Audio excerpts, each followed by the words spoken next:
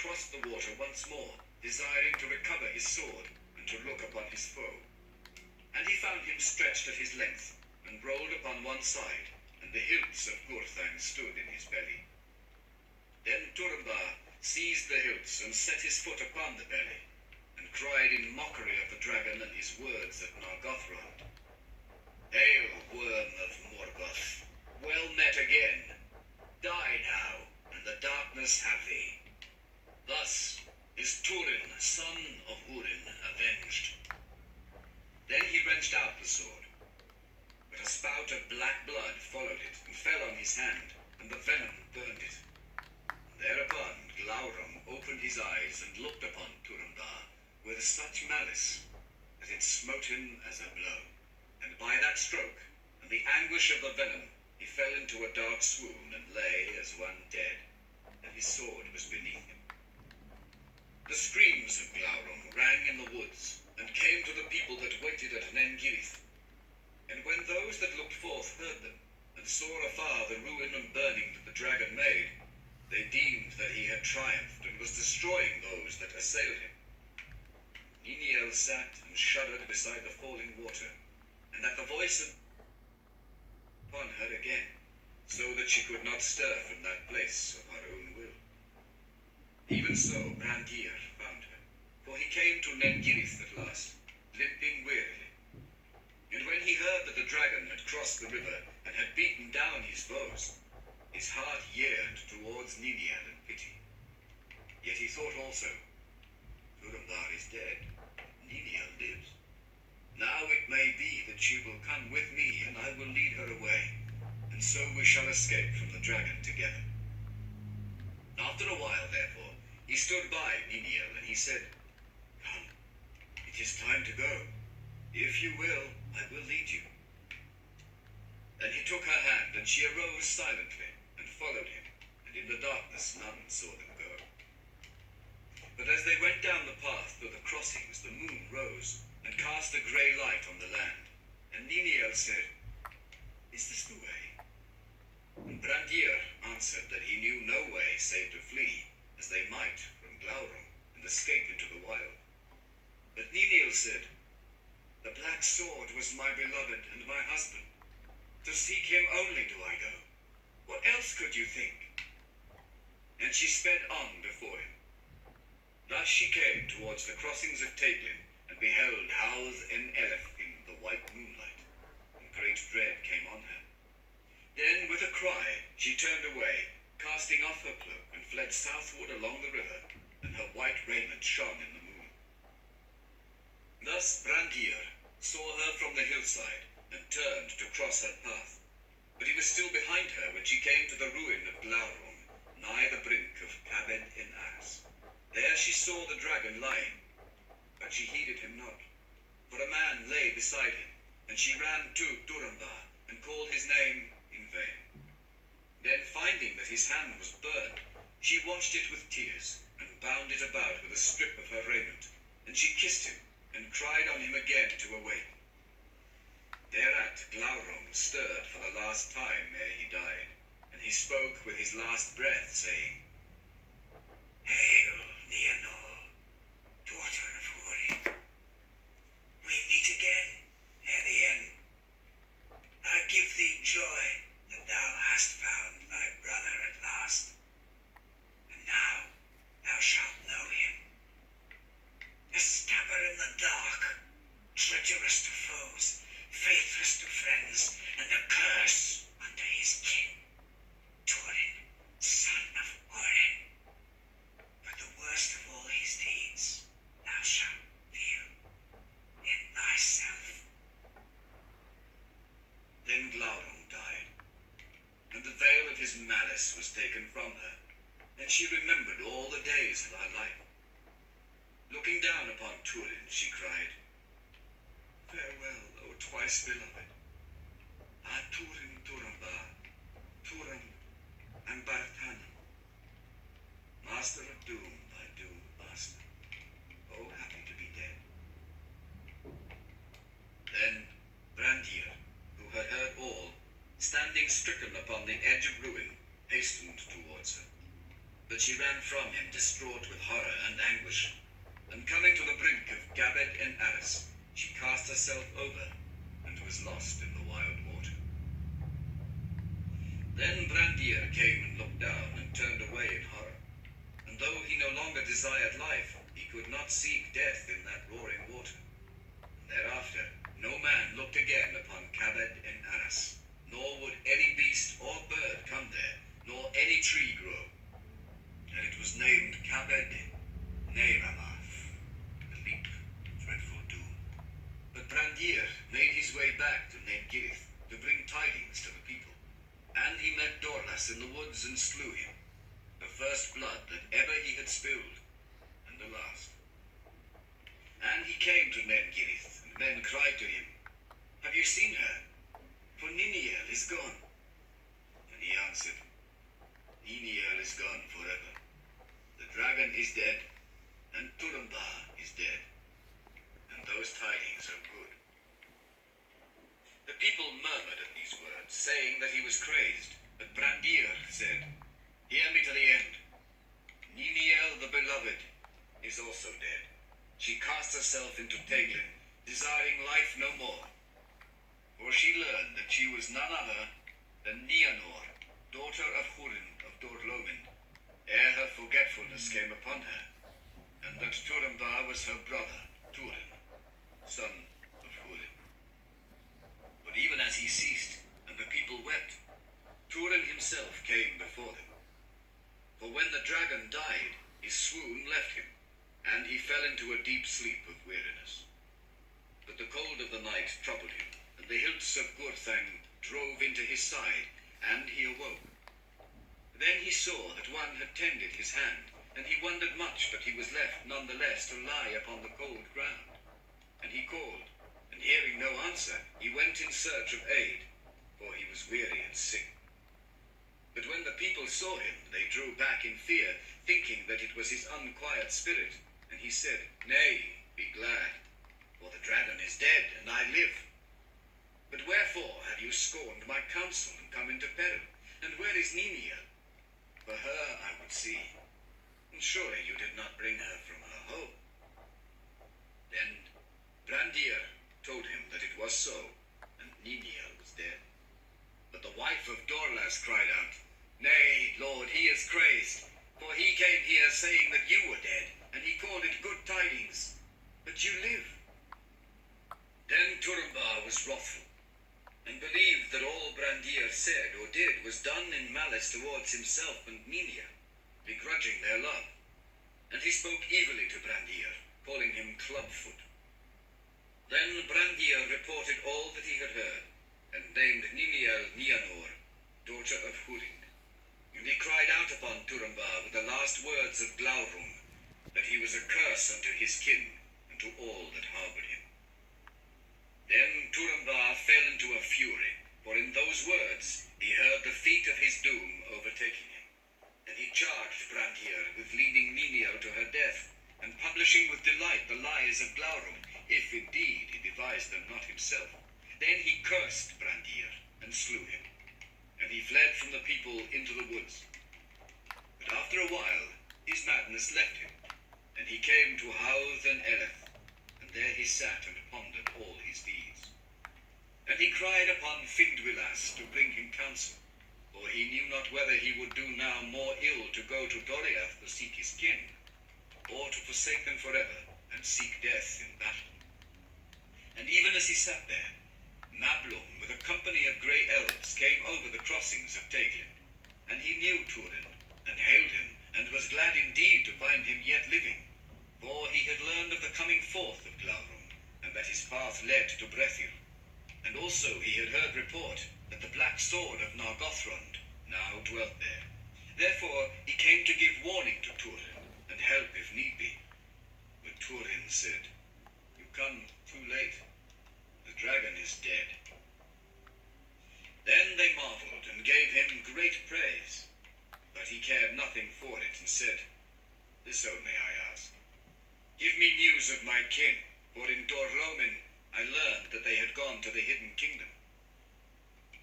Then Mablung was dismayed, but needs must tell to Turin how Morwen was lost, and Nienor cast into a spell of dumb forgetfulness, and how she escaped them upon the borders of Doriath and fled northwards. Then at last, Turin knew that doom had overtaken him, and that he had slain Brandir unjustly, so that the words of Glaurung were fulfilled in him, and he laughed as one fey, crying, "This is a better jest indeed." But he bade Mablung go, and return to Doriath with curses upon it.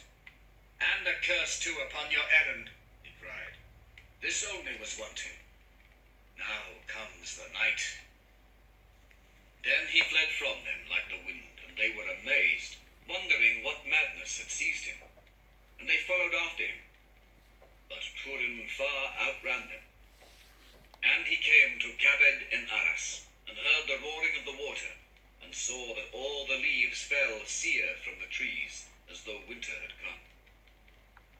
There he drew forth his sword, that now alone remained to him of all his possessions, and he said, "Hail, Gurthang! No lord or loyalty dost thou know, save the hand that wieldeth thee. From no blood wilt thou shrink. Wilt thou therefore take Turin Turambar? Wilt thou slay me swiftly?" And from the blade rang a cold voice in answer, "Yea, I will drink thy blood gladly, that so I may forget the blood of Peleg my master, and the blood of Brandir slain unjustly. I will slay thee swiftly." Then Turin set the hilts upon the ground, and cast himself upon the point of Gurthang, and the black blade took his life. But Mablung and the elves came and looked on the shape of Glaurung lying dead, and upon the body of Turin, and they grieved. And when men of Brethil came thither, and they learned the reasons of Turin's madness and death, they were aghast, and Mablung said bitterly, "I also have been meshed in the doom of the children of Hurin, and thus, with my tidings, have slain one that I love." Then they lifted up Turin, and found that Gurthang had broken asunder. But elves and men gathered there great store of wood, and they made a mighty burning, and the dragon was consumed to ashes. Turin they laid in a high mound where he had fallen, and the shards of Gurthang were laid beside him. And when all was done, the elves sang a lament for the children of Hurin, and a great grey stone was set upon the mound, and thereon was carved in runes of Doriath, Turin Turambar, Dagnir Laurunga. And beneath they wrote also, Nienor Nidir. But she was not there, nor was it ever known whither the cold waters of Teglin had taken her.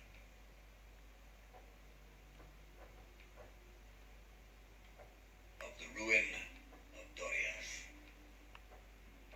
So ended the tale of Turin Turambar. But Morgoth did not sleep nor rest from evil, and his dealings with the house of Hador were not yet ended. Against them his malice was unsated, though Hurin was under his eye, and Morwen wandered distraught in the wild. Unhappy was the lot of Hurin. For all that Morgoth knew of the working of his malice, Hurin knew also.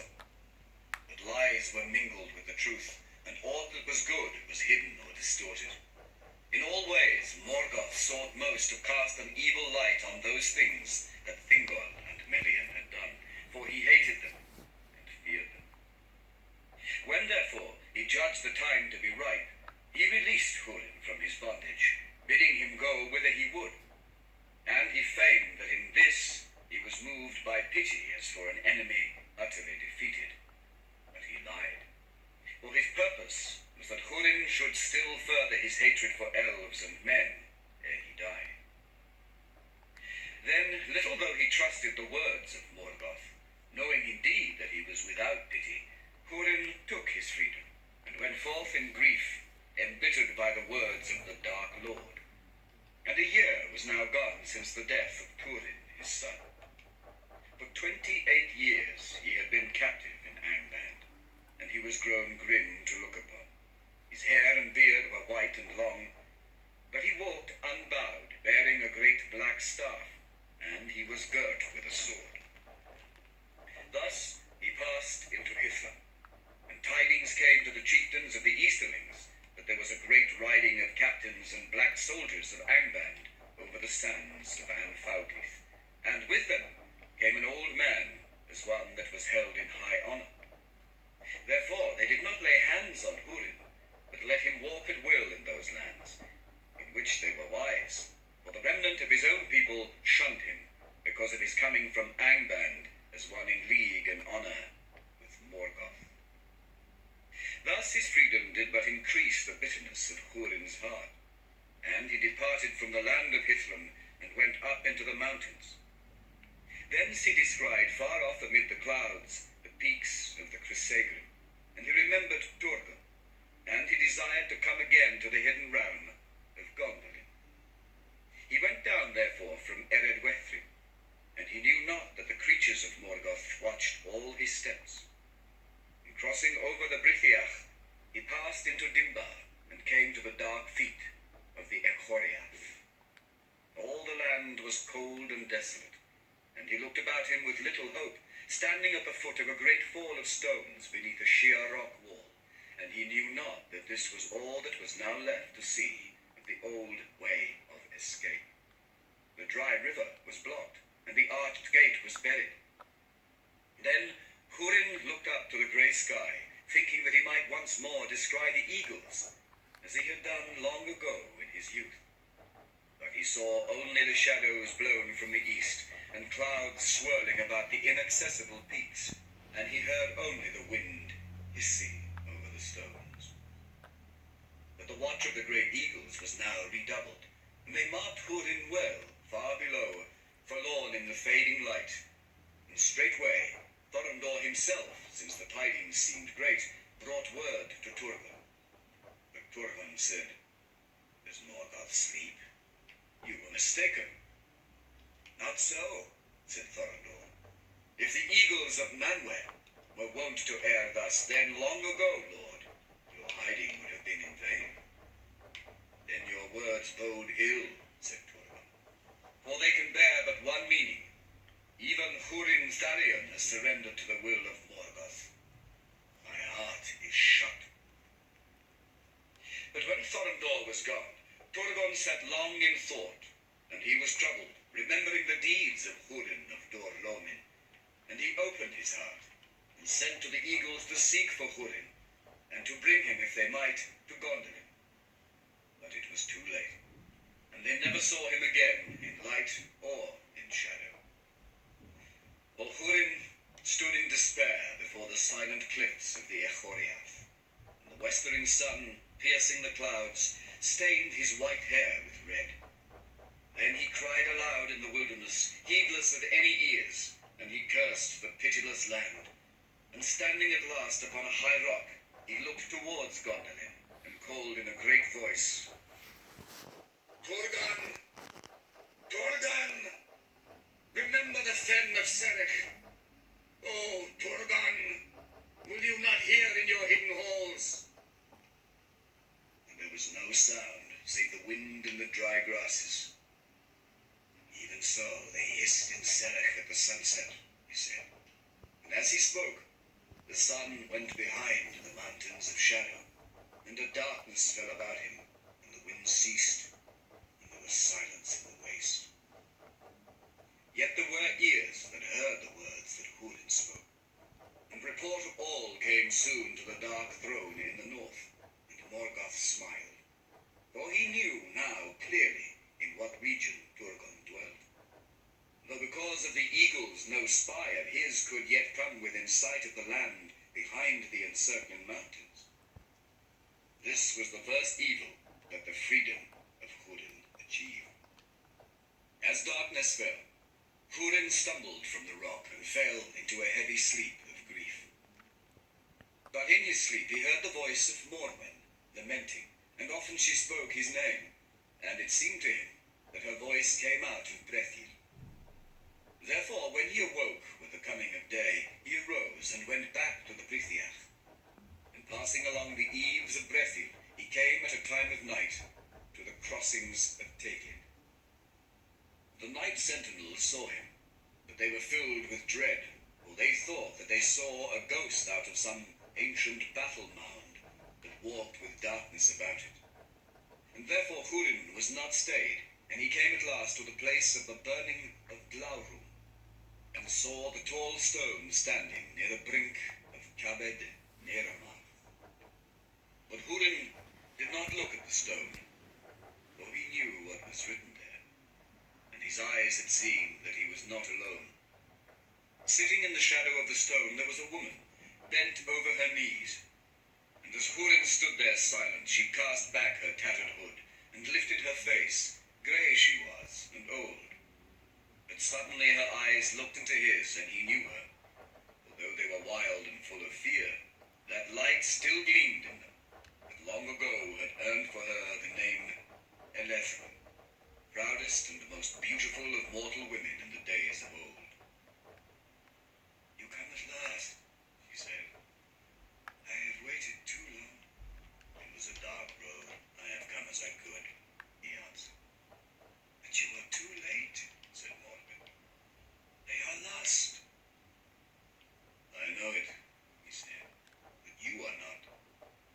But Morwen said, "Almost. I am spent.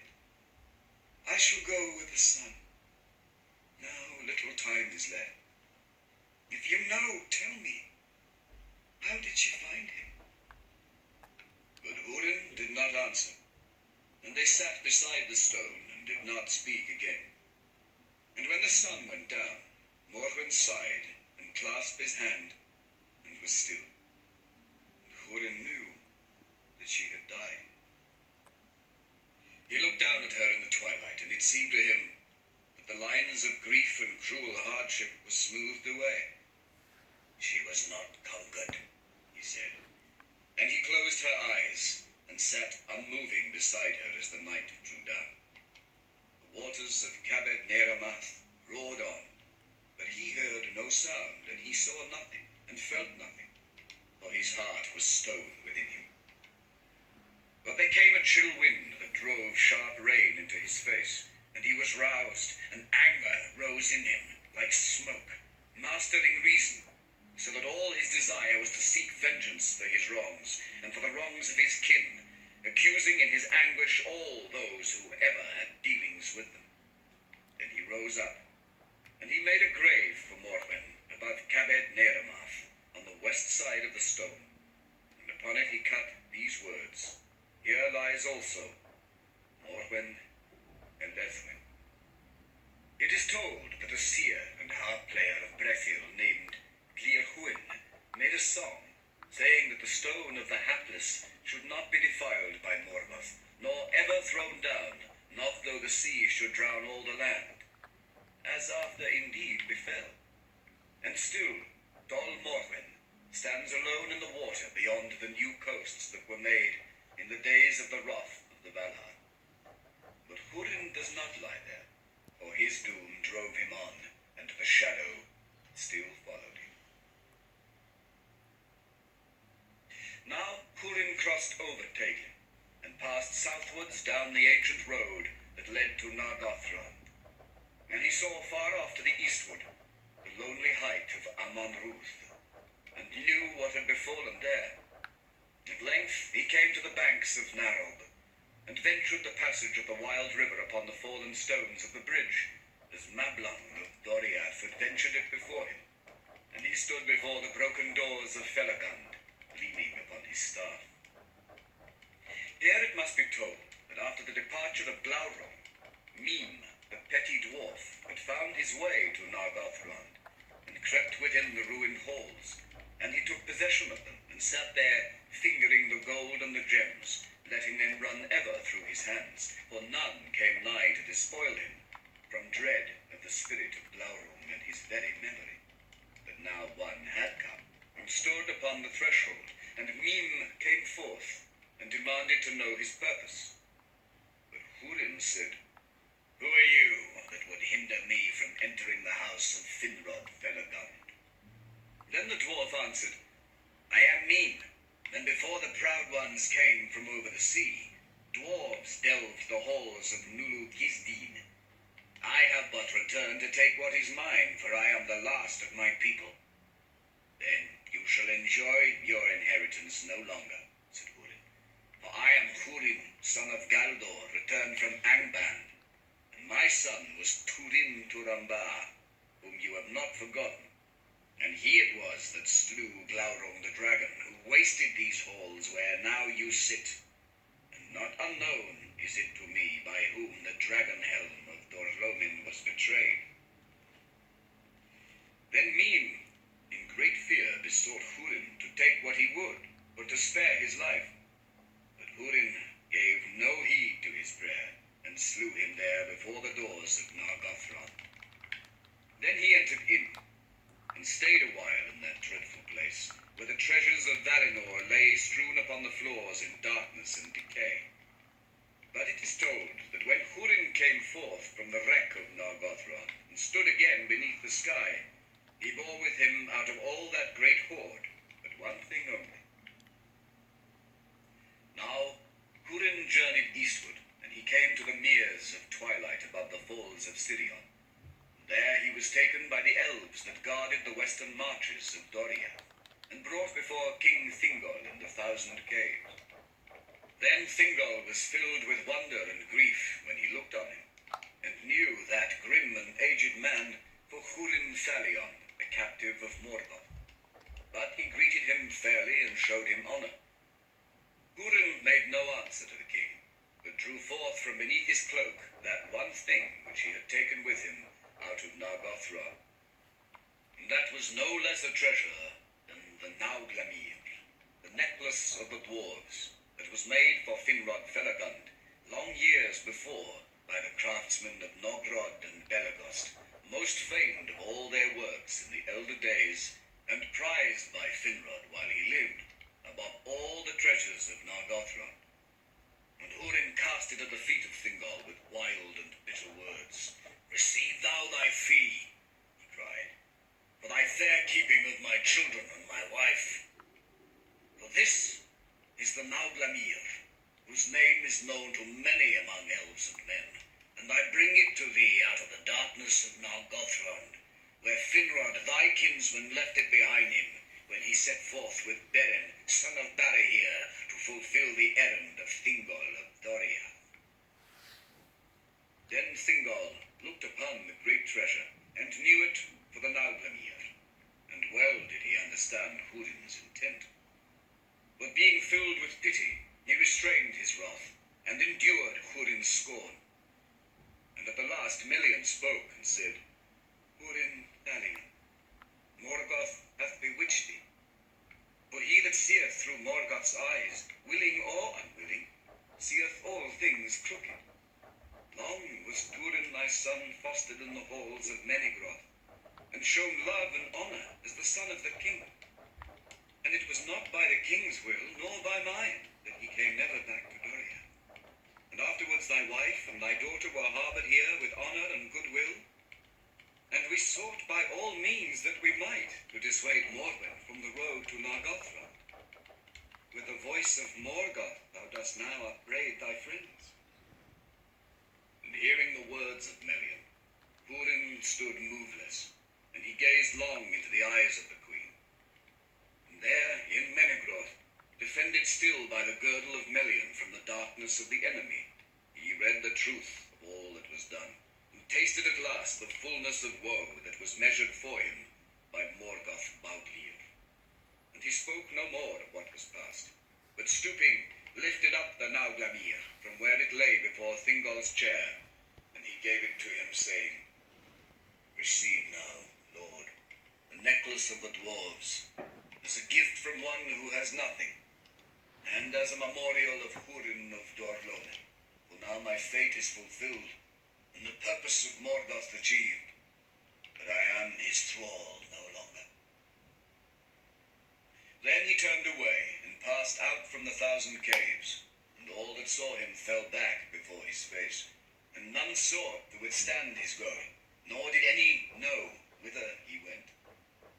But it is said that Hurin would not live thereafter, being bereft of all purpose and desire, and cast himself at last into the western sea, and so ended the mightiest of the warriors of mortal men. But when Hurin was gone from Menegroth, Thingol sat long in silence, gazing upon the great treasure that lay upon his knees. And it came into his mind that it should be remade, and in it should be set the Silmaril. For as the years passed, Thingol's thoughts turned unceasingly to the jewel of Fëanor, and became bound to it, and he liked not to let it rest even behind the doors of his innermost treasury, and he was minded now to bear it with him always, waking and sleeping. In those days the dwarves still came on their journeys into Beleriand from their mansions in Ered Lindon, and passing over Gelion at Sarn Athrad, the Ford of Stones, they travelled the ancient road to Doriath. For their skill in the working of metal and stone was very great, and there was much need of their craft in the halls of Menegroth. But they came now no longer in small parties as aforetime, but in great companies well armed for their protection in the perilous lands between Aros and Gelion. And they dwelt in Menegroth at such times in chambers and smithies set apart for them. At that very time, great craftsmen of Nogrod were lately come into Doriath. And the king, therefore, summoning them, declared his desire that if their skill were great enough, they should remake the Nauglamir, and in it set the Silmaril. Then the dwarves looked upon the work of their fathers, and they beheld with wonder the shining jewel of Fëanor, and they were filled with a great lust to possess them, and carry them off to their far homes in the mountains. But they dissembled their mind, and consented to the task. Long was their labour, and Thingol went down alone to their deep smithies, and sat ever among them as they worked. In time his desire was achieved, and the greatest of the works of elves and dwarves were brought together and made one, and its beauty was very great, for now the countless jewels of the Nauglamir did reflect and cast abroad in marvellous hues the light of the Silmaril amidmost. Then Thingol, being alone among them, made to take it up and clasp it about his neck. But the dwarves in that moment withheld it from him, and demanded that he yield it up to them, saying, "By what right does the Elven King lay claim to the Nauglamir that was made by our fathers for Finrod Felagund, who is dead? It has come to him but by the hand of Hurin the man of Dorlomin, who took it as a thief out of the darkness of Nargothrond." But Thingol perceived their hearts, and saw well that desiring the Silmaril, they sought but a pretext and fair cloak for their true intent. And in his wrath and pride he gave no heed to his peril, but spoke to them in scorn, saying, "How do ye,